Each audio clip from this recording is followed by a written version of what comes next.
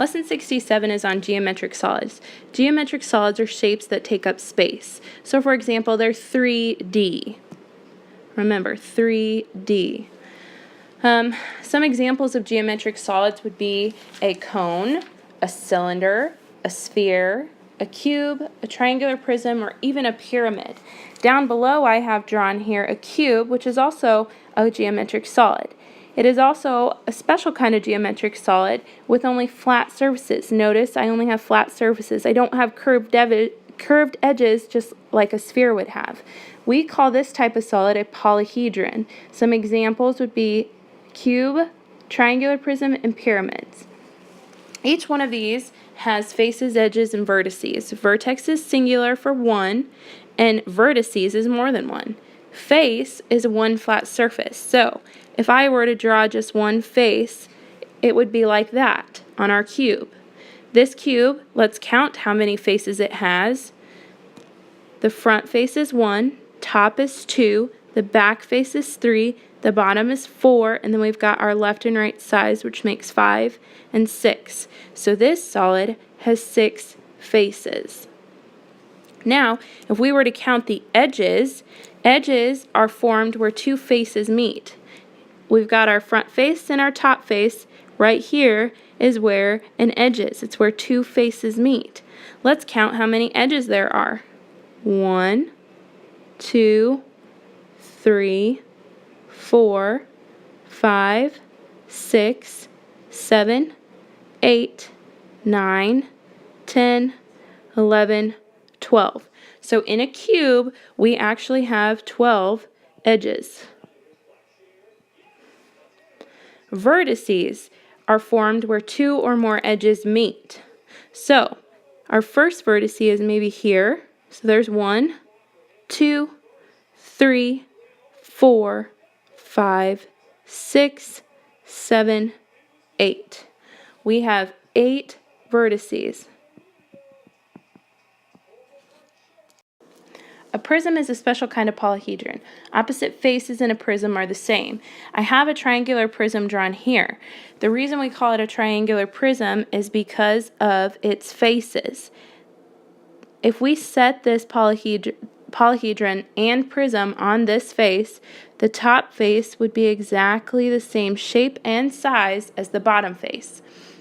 So therefore, since it has two faces that are the same shape and same size, it is a prism. Now, we can also draw another type of prism, and it looks like this.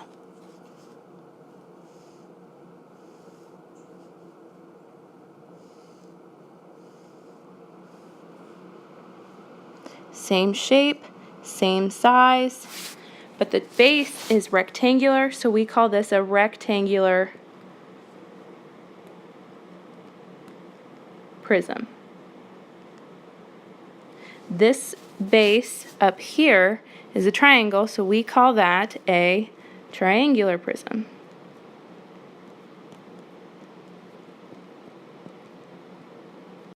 Example 1. Imagine that you're pressing a flat rectangular object. So you have this flat rectangle and you're pushing it through a piece of clay.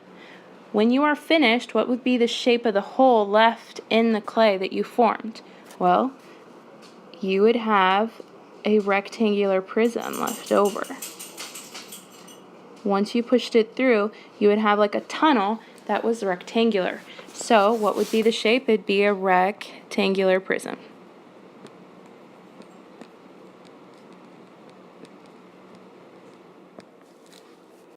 Example 2 is asking us to use the name of each geometric solid to describe the shape of each object. A basketball would be, it's round,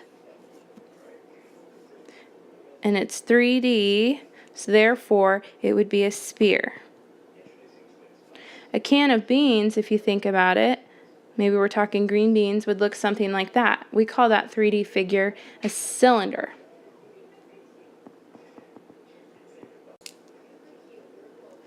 And then a shoebox would look something like this. Of course, it would have a lid on it, but from the outside it would look like that. So this is a rectangular prism. Let's look at example 3. In example 3, we are asked to first start by drawing a cube.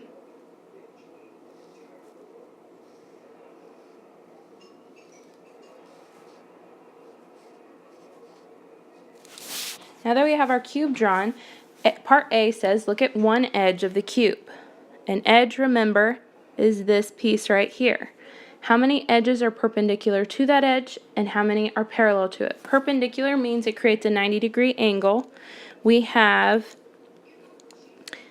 this edge that would be perpendicular, this edge would be perpendicular, this one back here, and also this one. So there's 4 blue lines, so there's 4 perpendicular. Okay, then the next part of part A says how many are parallel to it. Well, let's look and see which ones are parallel. Parallel means it runs with it. Here would be 1, 2, 3. So we've got 3 parallel. On part B, it says look at one face of the cube. If we're looking at faces, we're talking about just this whole side right here. This light blue side. Now, how many faces are perpendicular to this face and how many are parallel to it? There's one face right here and the other face on the back of it is parallel to it. So actually there's only one parallel.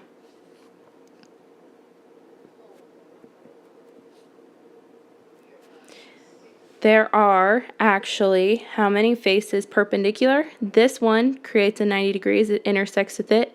The top is 2, the side over here is 3, and the bottom is 4. So there's actually 4 that are perpendicular.